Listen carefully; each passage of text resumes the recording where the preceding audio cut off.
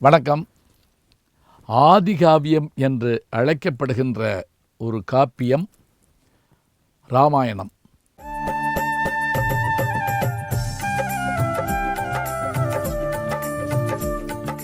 அதை வடமொழியில் இயற்றியவர் வான்மீகி. அந்த ஆதிகாவியத்தை தமிழுக்கு தந்த பெருமை கவிச்சக்கரவர்த்தி கம்பருக்கே உண்டு. 10,000 பாடல்களில் அவர் அதனை நமக்கு படைத்து தந்திருக்கிறார். அத்தோடு மட்டுமல்லாமல் வான்மீகியை தாண்டியும் கூட அவர் சில இடங்களில் மிளிர்கிறார். எப்படி? நான் பார்க்கடலை பூனை கொடுப்பது போல எப்படி இதை செய்யப்போகிறேன் என்று அவையடக்கத்தோடு ஆரம்பித்து வான்மீகி சொல்லாத சில செய்திகளையும் நமக்கு எடுத்து சொல்கிறார். குறிப்பாக தமிழ் பண்பாட்டுக்கேற்ற காதல் நயமும் அதில் கலந்து தருகிறார். அப்படி அவர் தந்த அந்த செய்திகளில் முக்கியமாக பாத்திரங்களை பற்றி சொல்லலாம். கம்பனுடைய பாத்திரங்களுக்கு ஈடு ஏது இணையேது. இப்படி பாத்திரங்கள் மூலமாக தன்னுடைய காப்பியத்தை நகர்த்தி சென்ற கம்பன் சத்ருக்கணன் என்கின்ற ஒரு சிறு பாத்திரத்தையும் நமக்கு காட்டுகின்றார்.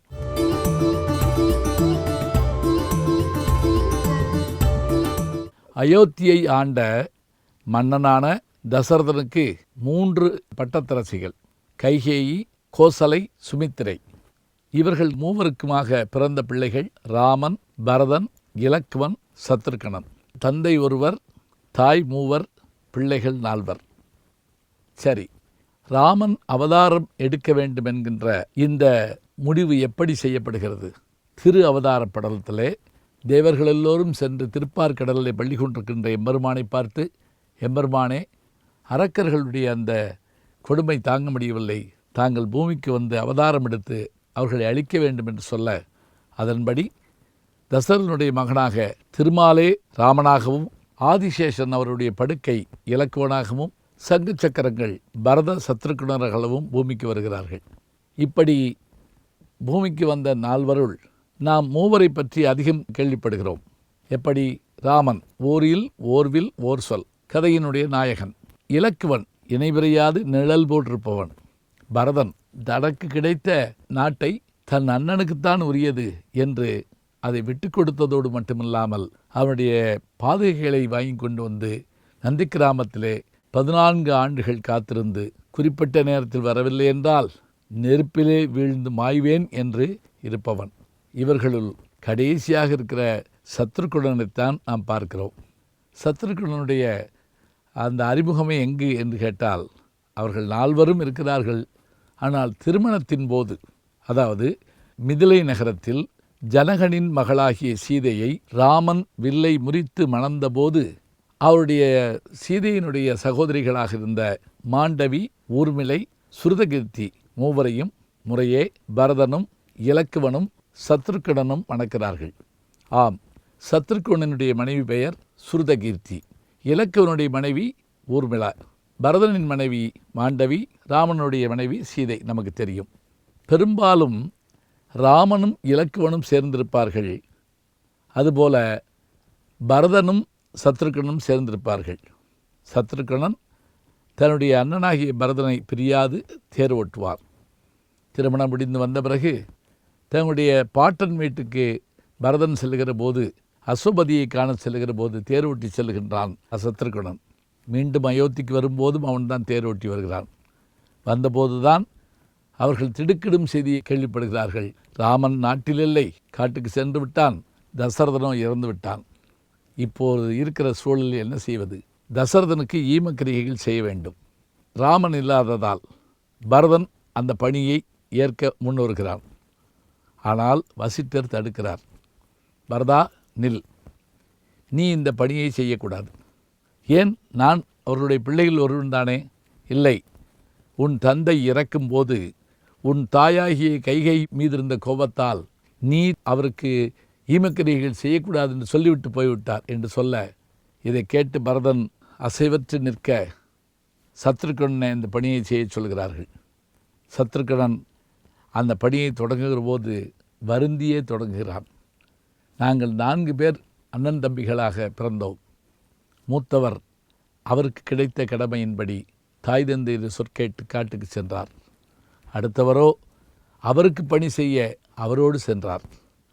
என் அண்ணன் பரதனோ இதோ செயலற்று நிற்கிறார். இவர்களுள் எனக்கு என்ன பணி? நான் ஏன் பிறந்தேன்? ஒருவேளை என் தந்தைக்கு ஈமக்கடன் செய்ய மட்டுமே நான் இந்த பூமியில் பிறந்தேனோ?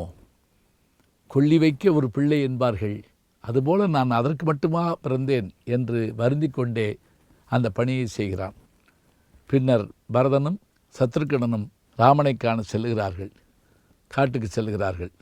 அப்படி அவர்கள் வருகிற போது முதலில் அவர்களை தவறாக நினைத்த குகன் பிறகு அவர்களுடைய தோற்றத்தை பார்த்து இல்லை இல்லை இவர்கள் நல்லவர்கள்தான், அதிலும் குறிப்பாக மூத்த முன்னேல் வருகின்றவர் என்னுடைய அண்ணலாகிய ராமனை ஒத்திருக்கிறார், அடுத்து வருபவரோ இலக்குவனை ஒத்திருக்கிறார்.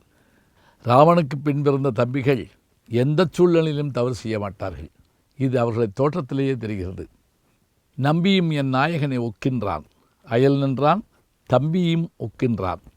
நம்பியும் என் நாயகனை ஒக்கின்றான்னா, நம்பினா பரதன், நாயகன்னா ராவன். நம்பியும் என் நாயகனை ஒக்கின்றான், அயல் நின்றான் சத்ருக்கனன், தம்பியையும் ஒக்கின்றான் இலக்குவன்.